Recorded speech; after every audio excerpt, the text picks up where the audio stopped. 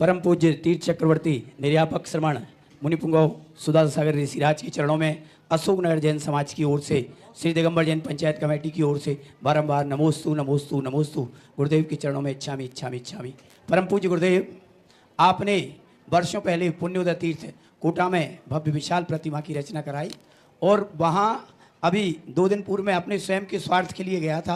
चांदखेड़ी चंद्रोदय तीर्थ गया अपने स्वार्थ के लिए, स्वास्थ्य खराब था, आपने कहा जाओ चेक करा के आओ। लेकिन गुरुदेव वहाँ जब सुबह हम लोग अभिषेक शांति धारा के लिए वहाँ पहुँचे तो वहाँ एक साथ सैकड़ों लोग अभिषेक के लिए खड़े थे।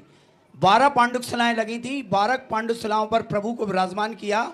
और जब हमने शांति धारा करने के बाद जब प्रभु को विहार कराने का नंबर आया तो उन्होंने पूरे जनता ने भक्ति भाव से चमर ढोरते हुए जुलूस के रूप में वहाँ ऐसे लेके गए जैसे कि हम कोई बड़े विधान के महोत्सव की यहाँ शांति धारा करने का सौभाग्य बना रहे हैं। गुरुदेव, मेरे को ये लग रहा था कि मैं कोई महोत्सव में आया हूँ। ऐसी भावनाएं कैसे बनती हैं? और दूसरा निवेदन ये गुरुदेव, चांदखेड़ी की जो धर्मशाला देखी, निश्चित रूप से ऐसा लगा कि कोई 5 स्टार होटल भी पीछे होगी।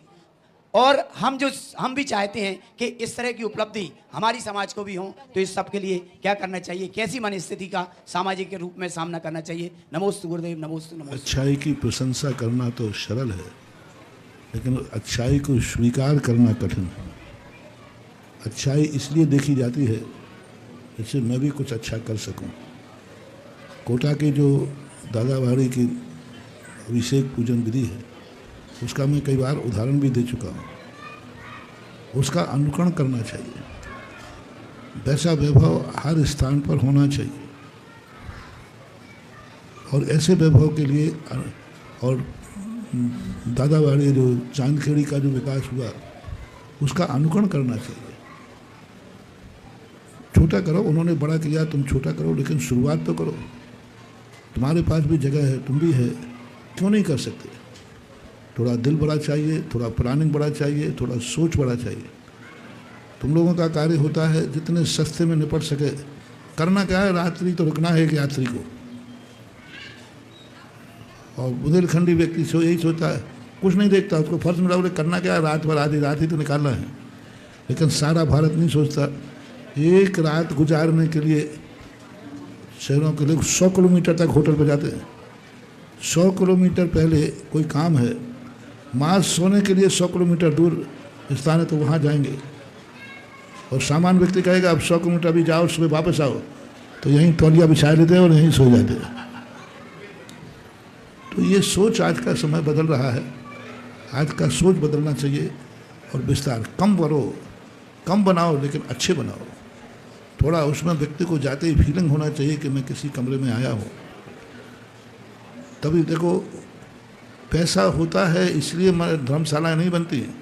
अच्छी धर्मशालाएँ बनती हैं तो पैसा होता है। चांदखेड़ी भी कंगाल थी, कुछ नहीं था उनके पास, कुछ नहीं था उनके पास। पैसा आया इसलिए काम किया है? नहीं, काम किया है सो पैसा आया।